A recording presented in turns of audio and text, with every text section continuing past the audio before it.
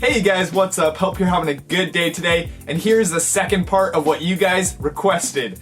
So this is what I would do if I had a $2,000 budget for wildlife photography. So last time previously, if you haven't checked out the video before, check it out. I told you guys what I would choose if I only had a $1,000 budget for wildlife photography. Now, we're gonna take that, what would I choose if I had a $2,000 budget for wildlife photography? So this is actually a pretty decent budget for a lot of starters, for a lot of beginners, for people who are wanting to take it somewhat seriously, you know?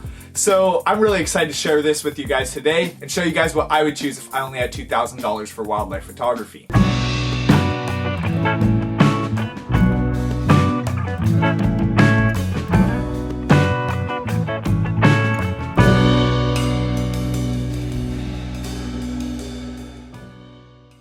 So about 3 weeks ago, I released a Patreon in which you guys could subscribe for about $5 a month or more if you were willing to be able to just get access to a lot of exclusive posts, behind the scenes stuff, and all these other things that would benefit you as a content creator and a creative yourself. However, I've gotten a really low response in terms of Patreons on there, really low submission rate, so I'm just asking you guys one more time if you guys would just be willing to go check it out, just at least see what it's about. And ultimately, I really truly do believe that those $5 a month that you would be contributing on the Patreon will benefit you way more, and you'll make way more money back because of the things that you learn on there. Ultimately, what I'm trying to do on that platform is take you guys from being hobbyists, you know, photographers, videographers, whatever it may be, to being professionals and earning money off that and learning how to conquer those challenges. So please go check out the link in the description below and we'll get rolling right forward with this. So let's just review really quick. So we got the image quality triangle, right, that I shared with you guys in the last video. We have price at the top, we have image capability on the side, and we have image quality on the other side. And as this price lowers or raises, these things are going to be affected as well. So the lower the price, the lower image quality, the lower image capability. The higher the price, the higher image quality, the higher image capability. Now, again, if we get a lot of image capability out of something, we may get less image quality, and so on and so forth. If we get more image quality, we may get a little bit less image capability.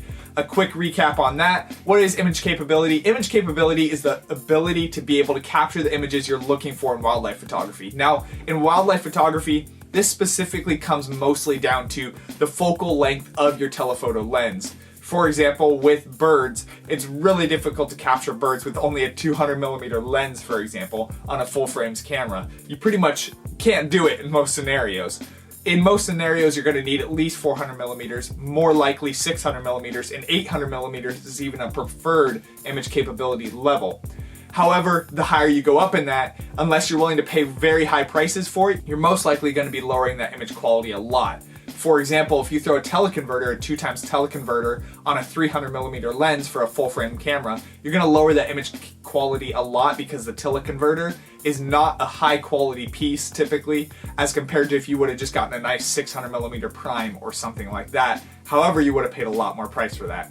So keep that in mind as we go through this. Of course, you're going to get what you pay for, but this is the goal of it, right? Is to see what can we get, what would I recommend for $2,000 in wildlife photography. All right, so let's start with the most important thing, which is the camera body. And a moment of truth, dun, dun, dun, dun, I'm gonna start with the Panasonic G9. Now the Panasonic G9 is a camera that you guys would know from other reviews I've done that I would highly recommend for beginner/amateur photographers, right, who are wanting to capture wildlife out in the field. It has an amazing burst rate on that camera, has a 20 megapixel sensor, which is enough for most types of scenarios that you'll need to be in. And it's also got good noise control for being a micro four thirds camera, I would have to say.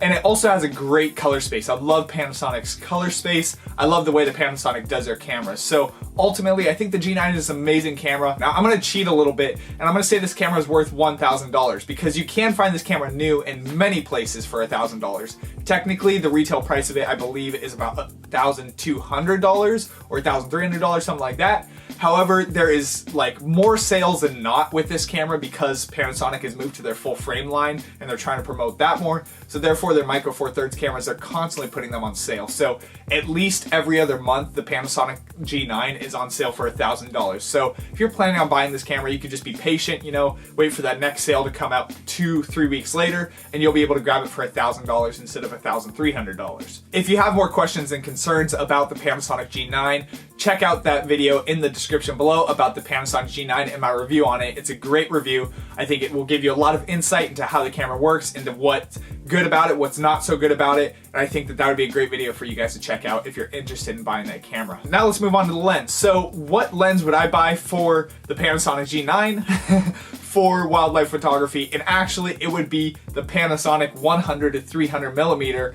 lens. And basically I think that this lens would be great for this budget price because it comes in at $650, which still gives us a little bit of money to work with in the rest. And really, if we're to upgrade lenses much further than this, we're going to be paying over $1,000, which puts us over our budget. So this is really the highest quality lens that we could get in this budget range combined with the Panasonic G9. Now this lens is a great lens. I made a video on it before called the most affordable lens for MFT cameras, and I really believe it is the best, most affordable lens for MFT cameras. It gets you 600 millimeters of full frame equivalent focal length, which is awesome. That image capability triangle is really getting pushed up there. And the image quality that you get for it is plenty doable for $650. I mean, for $650, you really can't get much better than that. So I highly recommend this lens. I think it's a great lens for wildlife photographers who are amateurs, who are beginners starting out, wanting to invest a lot into their equipment. So I think that the 100 to 300 millimeter lens is a great lens to pair with this camera. Now, before I move on any further, I'm snagging an extra Panasonic official battery to go with it. The reason why I like official batteries as opposed to off-brands is, like I mentioned before, is that I like making sure that it's gonna hold up in all of those harsh conditions, that it's not gonna have problems happen with it. I've gotten off-brand batteries for other cameras before and they've died extra quickly and just gone kaput, things like that. So ever since then, I've just trusted it with it. And sometimes depending on, what type of warranty you get, it can even void the warranty. So now we're sitting at $1,710. What would we do with the rest of it? Now, as someone mentioned in the last video before, I actually failed to include the cost of a memory card in my previous $1,000 budget video. So definitely gonna throw that in right now. So I'm gonna be getting two SanDisk 128 gigabyte memory cards for the Panasonic G9. And why I'm getting two and why I like this is because the G9 has a dual slot function